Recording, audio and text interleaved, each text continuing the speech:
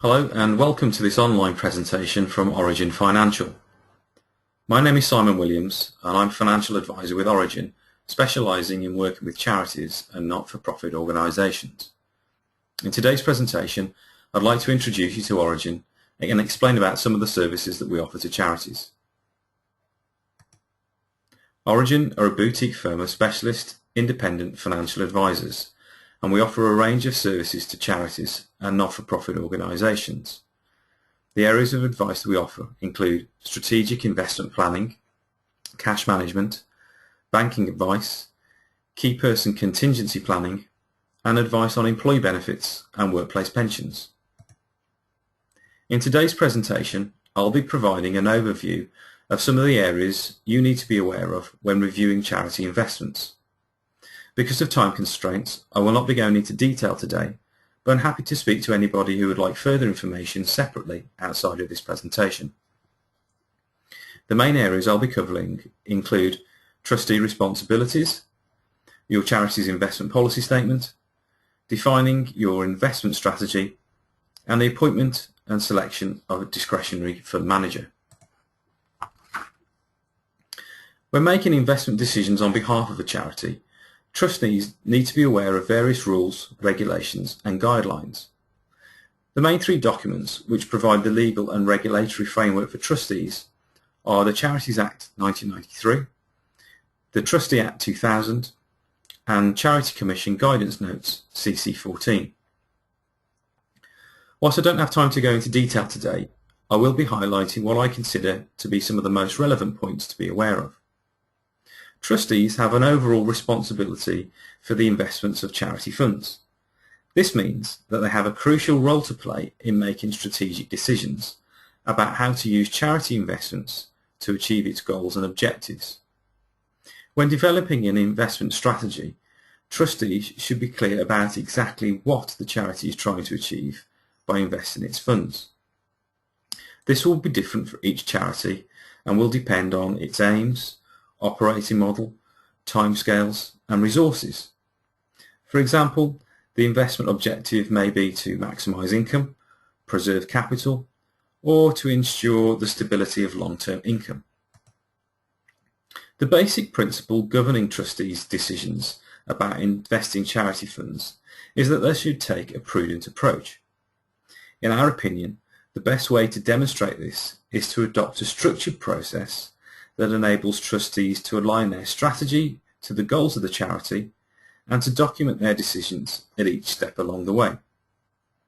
Charity trustees are required to exercise reasonable skill and care, keeping investments under review at an agreed frequency, and should obtain and consider professional advice where needed. Most charity trustees are likely to have wide powers of investment, giving them a large choice of different investment options. However, when making investment decisions, trustees must consider the suitability of the investment for their charity. This may include considering the various asset classes or types of investment within those asset classes, the various risks associated with the various investments, for example, the market risk or its volatility, credit risk, liquidity risk, inflationary risk, or potentially any ethical considerations that the charity may have in place. In addition to considering the suitability of investments, trustees must also consider the need for diversification.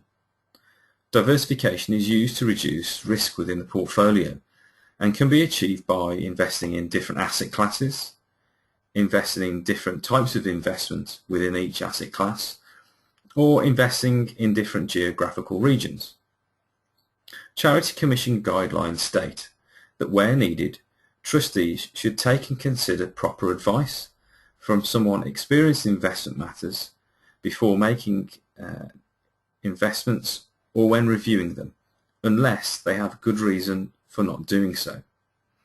And proper advice is the advice of a person who is suitably qualified and experienced, which of course could be a member of the Board of Trustees. However, trustees who give investment advice are responsible for the quality of advice which they offer and, like any other advisor, they may be liable to the charity if the advice provided is unsuitable or negligent. Once the trustees have agreed an overall investment strategy, the next step is to document this in the form of an investment policy statement, or IPS.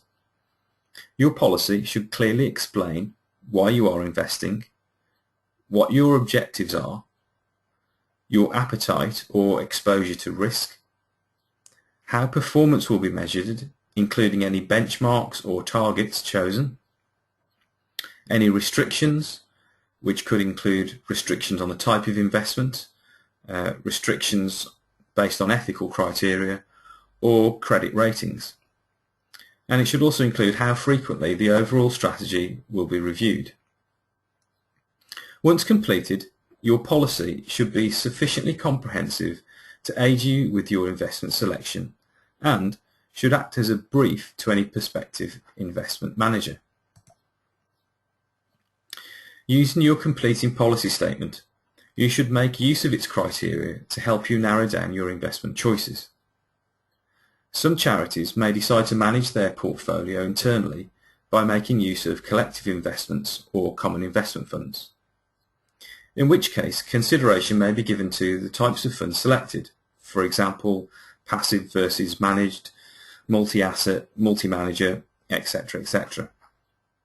For charities that have larger funds or more complex requirements, the alternative may be to appoint a discretionary fund manager. Regardless of which route is taken, in my experience, it's at this point where most charities seem to get stuck. Without the correct research tools to help you filter out the choices that are unsuitable, making the right decisions is really difficult. There are thousands of different collective funds to choose from and hundreds of different firms of discretionary fund managers. For charities who choose to appoint a discretionary fund manager, most will opt to go out to tender. However, in my opinion, this choice is fundamentally flawed. Reason being is that you're reliant on the information from firms that respond to your tender. Obviously, this naturally limits your choice, and you may miss out from firms that do not respond to your tender. Now, it's at this stage of the process that I feel our services are really beneficial. For the purposes of this presentation, I'll be talking about how we can help with the selection and appointment of a discretionary fund manager. However, we do offer an advisory service to charities with smaller portfolios where investing in a common investment fund or a range of collectives may be suitable. So, how are Origin able to help you with selecting a discretionary fund manager, or DFM? Well, there are over 100 different firms operating in the UK, providing a range of different investment styles and services. As a firm of independent advisors, we have access to the whole marketplace, and we're able to provide you with impartial and unbiased advice. We make use of one of the UK's largest financial databases for our research, and this contains detailed information about the services offered by the various DFMs. By extracting the key criteria from your policy statement, we can make detailed comparisons of the different services offered. In terms of our research, the reports we provide contain what we call a filter report. This creates a short list of DFM firms based on the specific criteria extracted from your policy statement.